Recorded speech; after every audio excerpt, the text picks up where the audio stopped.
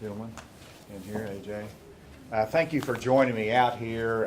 I don't know if you saw out the window, but I was able to go down into our Emergency Operations Center and thank all the multiple agencies. Over 16 agencies are participating in the Emergency Operations Center, accumulating data, monitoring requests, and responding as needed. I talked to them about we're in the role of mitigation, and we have advance warning that we have a devastating flood that's here, but the river is going to increase in its crest level over the next few days, and we're in the business of mitigating the damage and loss and saving lives. They're doing an amazing job here at the Operations Center. I want to thank A.J. Gary for his leadership, Director of ADAM. We also have, of course, General Berry, Arkansas National Guard, and Colonel Bryant, the Arkansas State Police, have all been a critical part of our response efforts. We have Lori from RDOT. Where's Lori? Oh, over there. And we have, yes, there's Lori. You popped up there. I didn't see you. Who is obviously a key player in our response efforts as well. We have FEMA that is here as well. Frank Effries, am I saying that right? Yes, sir. Right there. All right. Thank you for being here, Frank. I just returned from the Toadsuck area, the lock and dam that is currently underwater and will remain underwater for some time. That blocks the traffic flow from Faulkner County into Perry County. I went along the levee for probably about 5 miles and inspecting the levee in a certain extent, but also seeing the work that is being done to strengthen levees, to monitor the levee structure, because that is what is really the difference between the loss of property and the saving of property is the strength of those levees. And I just want to praise Arkansas for the way everybody has come together to help evacuate homes, to help neighbors move furniture, but also the key thing has been simply putting sand in bags. And that effort along of our levees and around property is being instrumental in saving and protecting the property that's so critical. Today, I wanted to tell you that I signed a second emergency proclamation that raises the state support financial assistance from $100,000 to $350,000. So we added another $250,000 in our state response capability. This is at the request of ADAM so that we can have the resources that's needed in emergency fashion to respond to our counties, our cities, as they see needs develop. Yesterday, I received a call from President Trump. He was expressing his concern. I briefed him on the situation in Arkansas and told him how hard we're working to evacuate homes, to strengthen the levees, and he offered his full support, and he assured me that FEMA's on board here, as they are, and that they will be here to assist us as needed. Today, I formalized my communication to President Trump in terms of asking for emergency federal assistance, and I signed a letter today to President Trump requesting federal assistance in the form of direct support from federal agencies. This sets the stage for when we do our damage assessments to asking for a more formalized presidential declaration. But today I've asked him to provide federal assistance from the federal standpoint and to expedite their review and the assistance that they can provide. This will be supplemented day by day and week by week as we go through this challenge that we face in Arkansas. If you look at where we are currently, there's over 12 state highways that are completely closed because of high water, and there's others that have been closed at the county level as well. The National Guard, General Berry, thank you. They have been instrumental in 2 high water rescue teams have been deployed, but also the utilization of your air assets in helping to protect the levee, to deliver sand, and also to get automated equipment from other states under our emergency agreements with other states. We've obtained assets from Missouri and Tennessee, and we'll continue to make those available. The National Guard has been very instrumental in that. In addition to our sandbagging operations with air and ground support, the satellite imagery from the 188th Wing has been very helpful. The Civil Air Patrol has been engaged. That is unique to us in the sense of our mitigation efforts, and we want to thank them as well.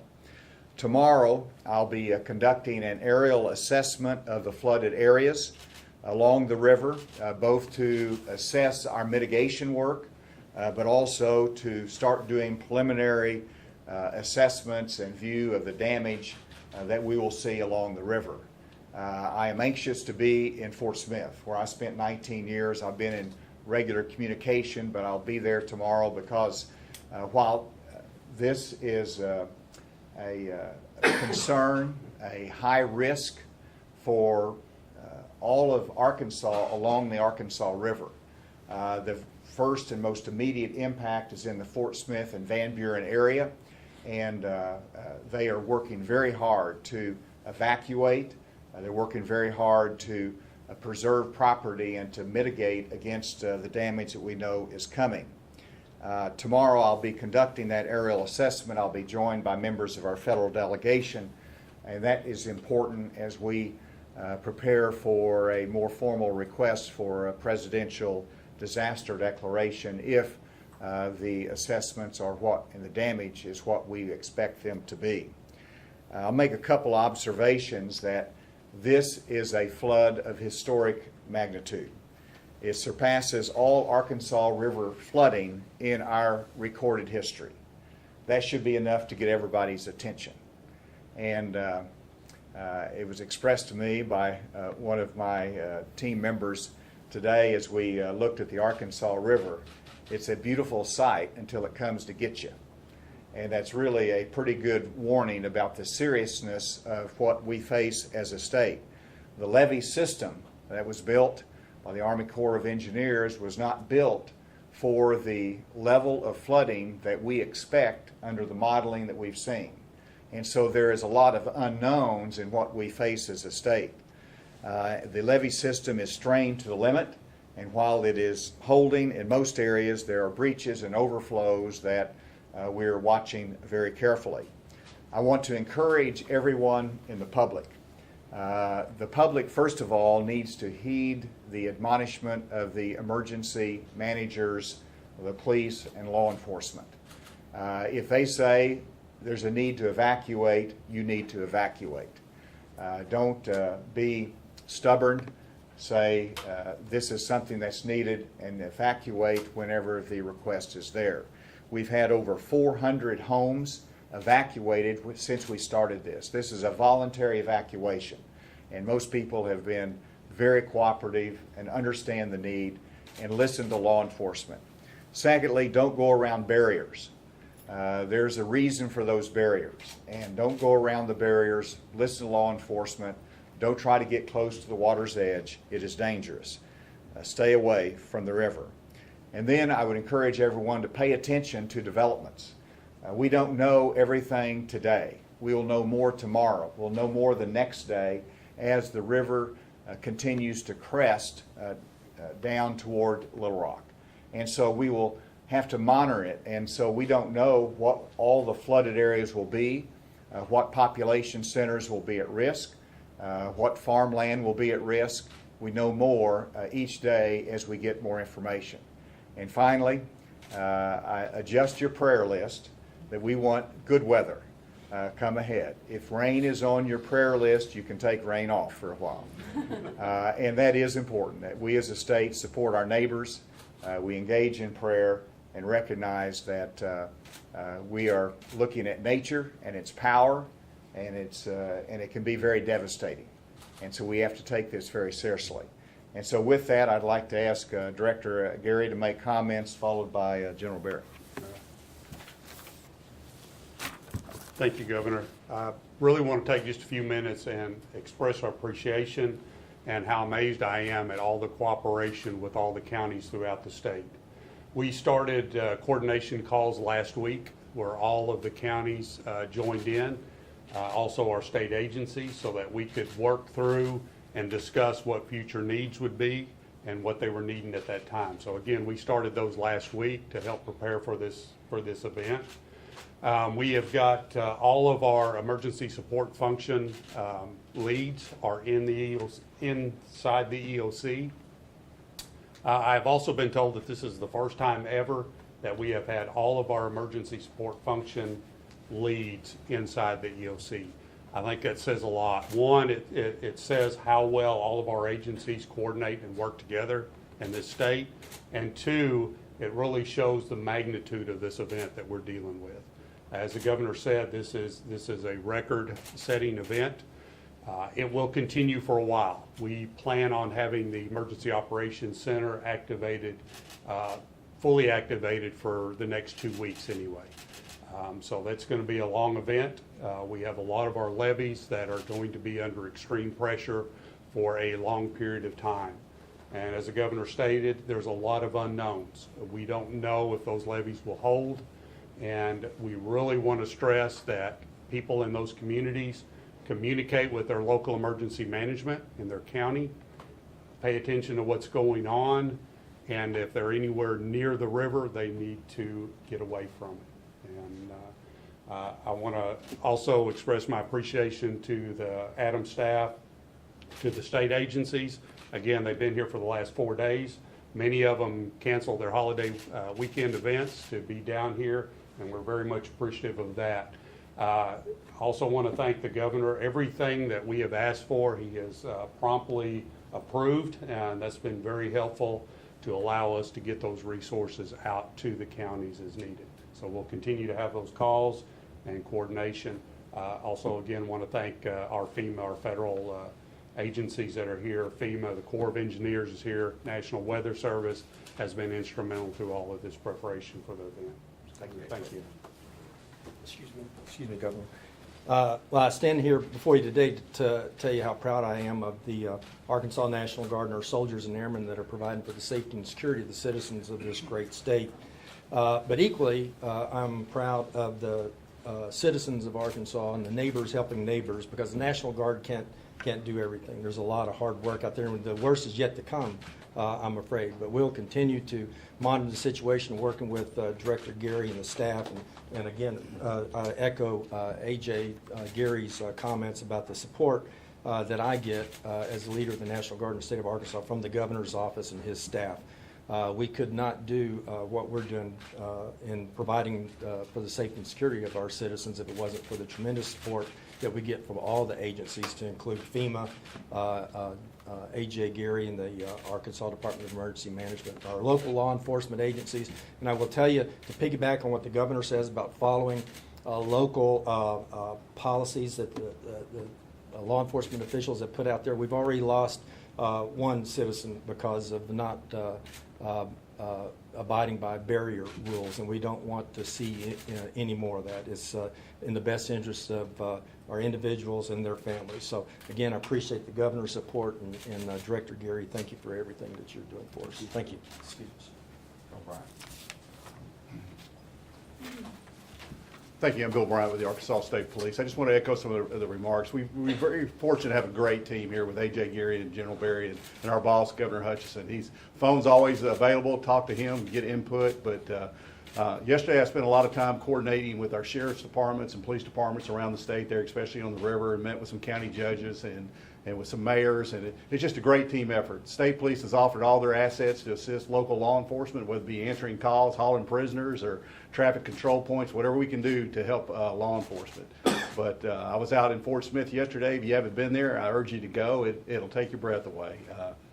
But again, we're very fortunate to have a great team here, and we look forward to work through this, and we do have a great team, and it's an honor to be here. Thank you. Thank you. And with that, I did want to recognize Jamie Cook, the Secretary Designate of Department of Public Safety, who will be engaged in this come July 1. And then, Lori, did you have anything from the Department of Transportation? Just one thing. I would just encourage all of the motorists out there in Arkansas to check idrivearkansas.com. It shows all the latest road closings, and so you can plan your trip and hopefully be safe to wherever you're going, whatever your destination is. So thank you. Any questions?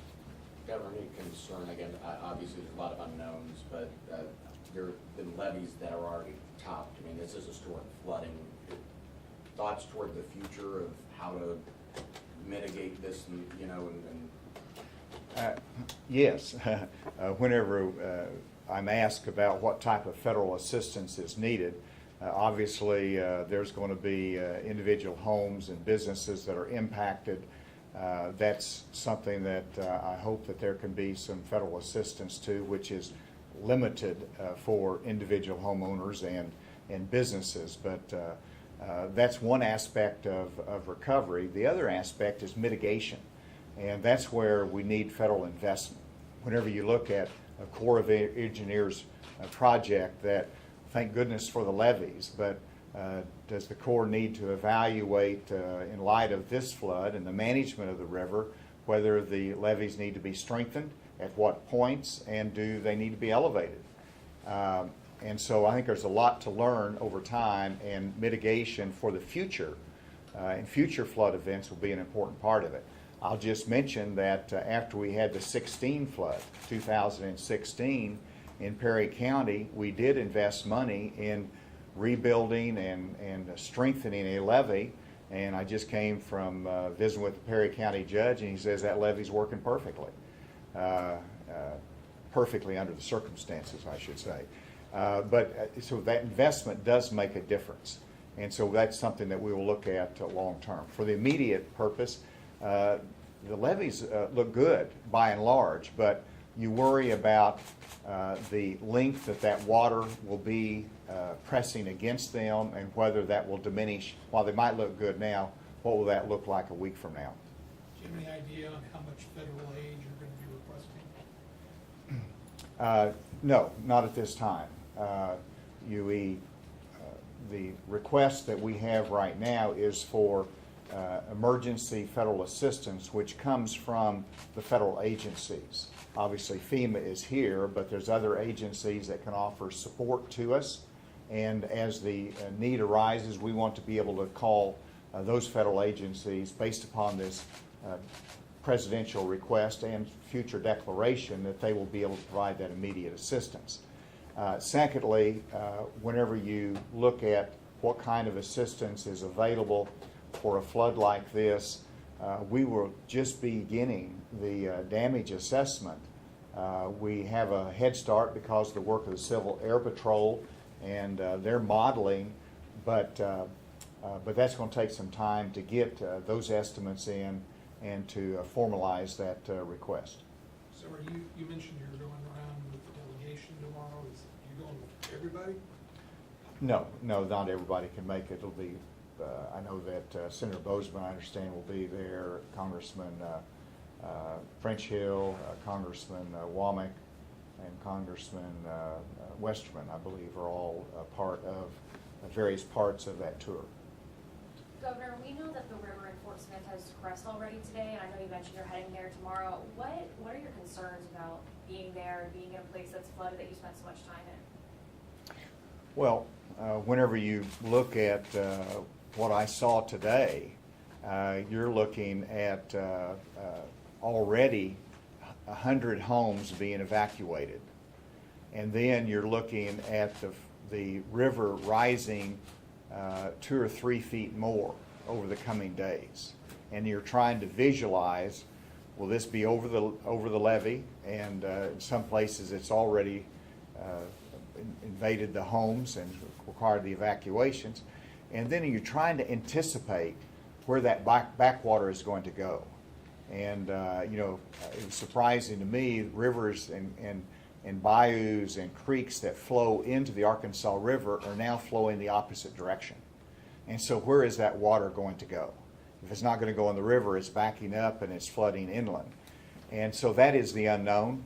And I know that the Corps of Engineers has been very helpful in those modeling and helping to see it, but nobody's done this before and nobody's experienced this before. So that's what you worry about, are what other homes, what other neighborhoods, what other businesses will be impacted. Governor, what kind of conversations have you had with the governor of Oklahoma about the way this has unfolded and with the water starting there and coming here? Well, my communication has primarily been with the Tulsa District of the Corps of Engineers.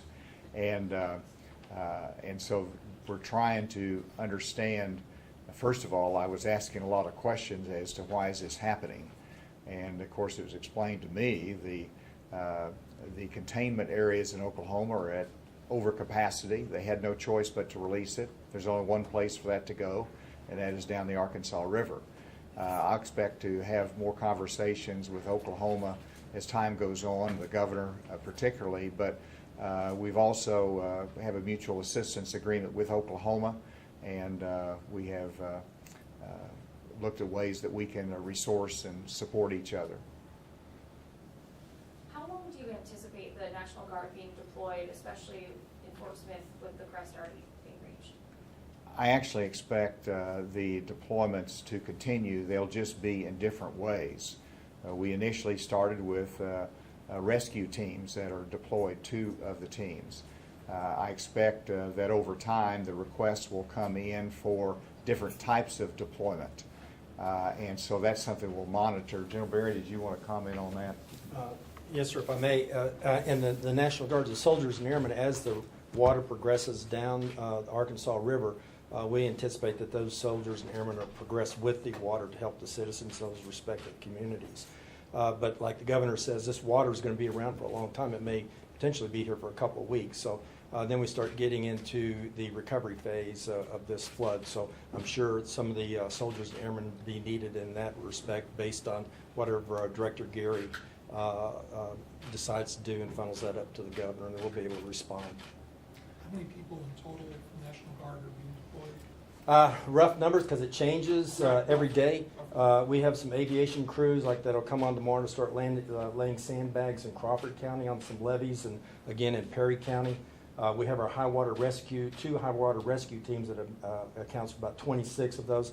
So probably roughly in the neighborhood of 60 at the most that we have right now. But like I say, that fluctuates day to day based on the needs of the state.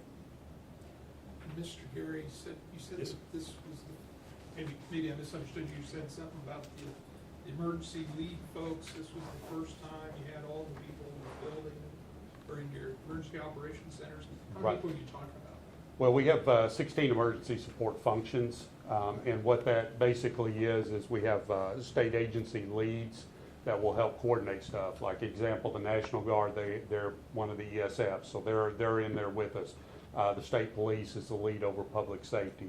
Transportation's over ESF 1, which is the transportation. So the important thing is they're all in the room with us. So as needs arrive, we can go quickly to that person and get those resources coordinated and on the ground quicker by having them in the room with us. Quick question for the governor. You've talked a lot about the official work that's being done, but from a volunteer basis, do you have a comment on seeing what's being done here in the state? It's extraordinary. As I call county judges, they're out of breath because they're loading sandbags.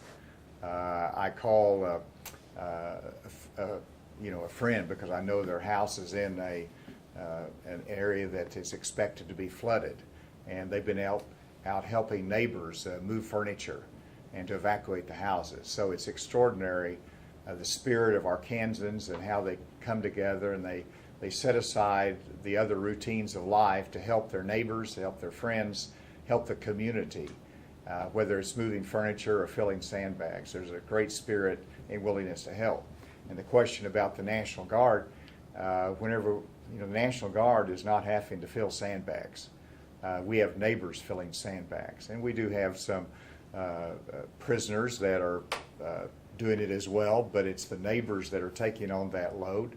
And so that frees up the National Guard to do work that is supportive, such as flying assets and doing things that volunteers can't do. So they're making an extraordinary difference in Arkansas, and it's great to see them come together. Governor, I've heard of some reports in Oklahoma, people looting homes. Have you heard of anything of that nature going on here in Arkansas? No, and I expect the people of Arkansas to behave well. But obviously, if there is any indications of that or concern about it, there will be a National Guard that will be deployed. But you know, it's something that you keep an eye on because you're having homes that are vacated under emergency situations. But I expect the people of Arkansas to do the right thing, obviously, and help neighbors and not to take advantage of very difficult circumstances. But if necessary, the National Guard will be available to protect that. And I know that in previous flooding circumstances, the National Guard has been utilized for monitoring of communities, its traffic flow, but it's also making sure that there's a good enforcement team there to make sure that the law is followed. Governor, will there be any penalties for people who go past barricades? Or I know there's a lot of caution tape set up around Riverfront Park in Fort Smith, and a lot of people are going to look at this. Any penalties for those people who cross those lines? Yes, we've had some reports. Penalty guy right there. I'm really a nice guy. We've had some citations issued by sheriff's departments and police department for people who pass those barricades, and they will be issued a citation. But again, as Director Gary and others have talked, is when you get those barricades, turn around, you don't drown, because you no telling how deep that water is once you pass those barricades. And you mentioned you were in Fort Smith yesterday. Can you kind of talk about what you saw and why it really resonated with you? I think the first is when you're coming down Garrison Avenue, you look to the left right in the middle of downtown, and you had just everyday Arkansans shoveling sand into bags.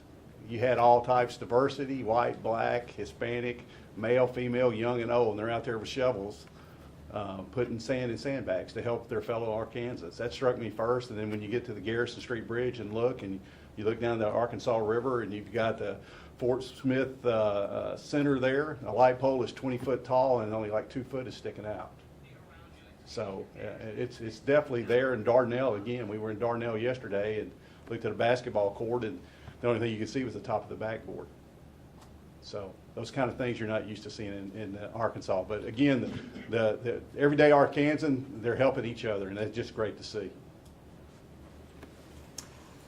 All right, with that, thank you very much. I want to thank the team here and the extraordinary partnerships and what you're doing for the citizens of Arkansas. With that, I'm going to go back down to the emergency command center and get some more personal briefings from the different groups that are represented there, and to thank them again. Thank you very much.